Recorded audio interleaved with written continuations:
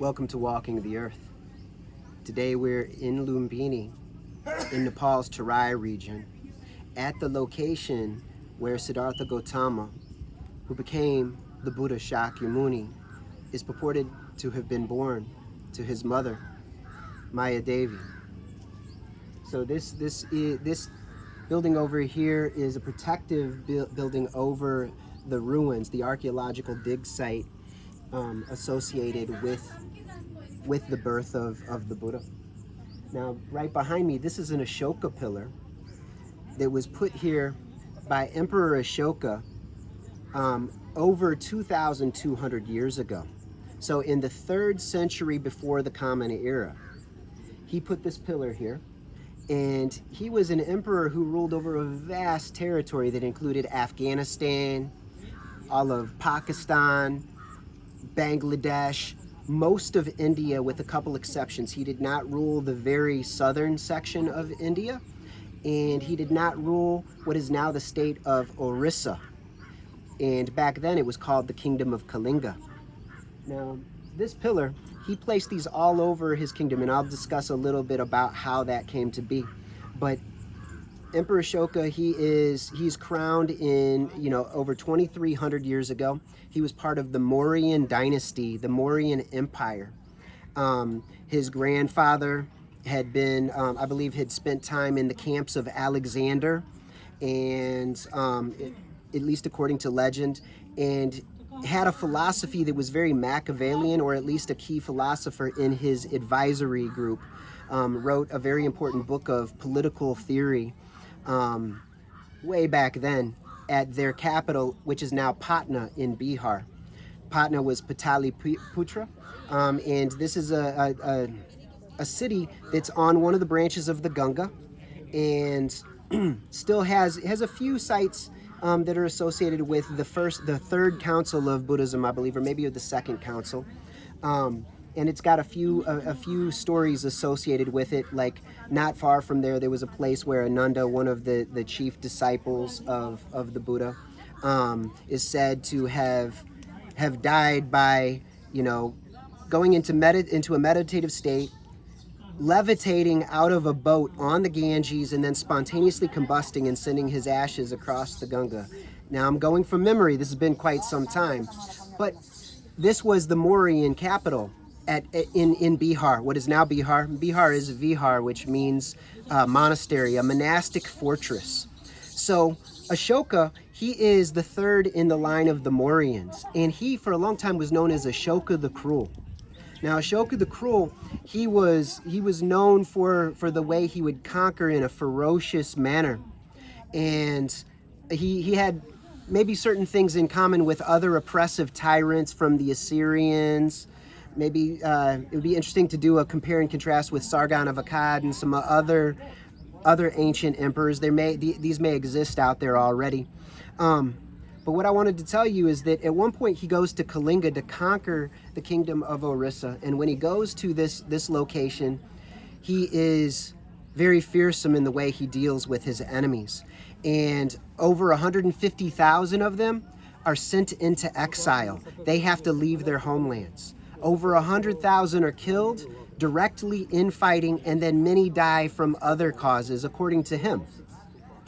Now, at this point, he has a moment of clarity, and he realizes that he has done wrong, and he happens to see a monk at this point, and then the story is that he begins to change his ways. He repents, he turns away from evil, and begins to seek to do things that will be healthy and beneficial to others.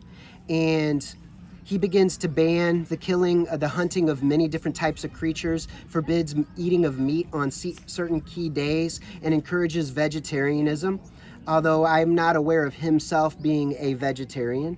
So he goes and he's very much trying to reform his empire, and he starts having these building projects for the different Shramanic movements. The word Shramana is related to the shamans.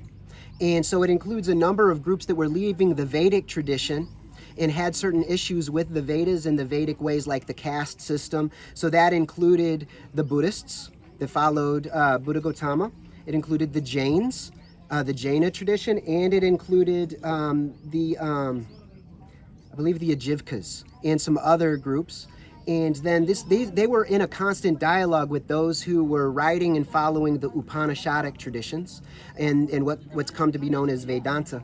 So Ashoka opened space for these movements to thrive and to help to change people in a more ethical direction and encourage people to purify their minds, to purify their bodies, and to become excellent humans. So he not only made these kind of encouragements, he not only did these things, but he also went out of his way to send, to make sure that the Sangha, the Buddhist community, was unified, and encouraged them in a number of edicts to unify their ranks and to live in the strongest Buddhist manner. So he supported them monetarily, the building of monasteries. When he changed, instead of going out to conquer lands, he started going on pilgrimage trips. And so he went and he visited the places, like he visited here in Lumbini, according to the stories, 2,200 plus years ago. And he went to Lumbini, he went to Kapilavastu, he went to Vasali, he went to Bodh Gaya, Rajgiri, he went to over by Varanasi in the former Kashi kingdom, and to Sarnath, the deer park, where the Buddha began his teaching. So he went on pilgrimage to key places associated with the historical Buddha. He put up these type of columns, often with creatures on the top. So for instance, this one supposedly had a horse on top. And the horse is associated with the Buddha because before he became enlightened, he had a horse that he had a very close relationship with. And the Sakya people, his clan, also they were Aryans, and the Aryan people have historically had close relationships with horses, with chariots, with wheels, with metalworking. And so this had a symbol of that. And other famous ones had symbols of the lion, and so a number of interesting symbols. And then the column would be covered with edicts encouraging the people of his empire to be moral and ethical, to unite. And it would be in the language, the common local language. So for instance, up in Afghanistan, the edicts are written in Aramaic and in ancient Persian. They are written in language like Prakrits, the languages that gave birth to classical Sanskrit and to Pali, or that were connected to them, I should say. So they were written in a number of different languages, depending. I know that there are Ashoka pillars in Gujarat, in Afghanistan, all throughout Pakistan, all throughout North India. They are in a number of very important locations. Sometimes they're written on slabs. Like I think the one in Gujarat's written on a slab. So this is a very important historical marker related to Emperor Ashoka. And I'm going to go ahead and draw this to a close, but I wanted to just let you know about a man who transformed himself, who realized the evil of his ways, and who repented of his evil. He called himself beloved of the gods, which is very similar to in the Muslim tradition, Habibullah. So beloved of Allah would be a similar title, although this was written in the plural. But so he had this sense of having a divine destiny and of serving a greater purpose. And after conquering these vast territories, he worked on consolidating them into an ethical and pure unified whole. So I'll go ahead and draw this to a close. But Emperor Ashoka is a very important king and figure, and many kings across the Buddhist world have looked to him as a model and an example of how to be a righteous king. So let's strive to be righteous in all of our ways, ethical and pure. Till next time.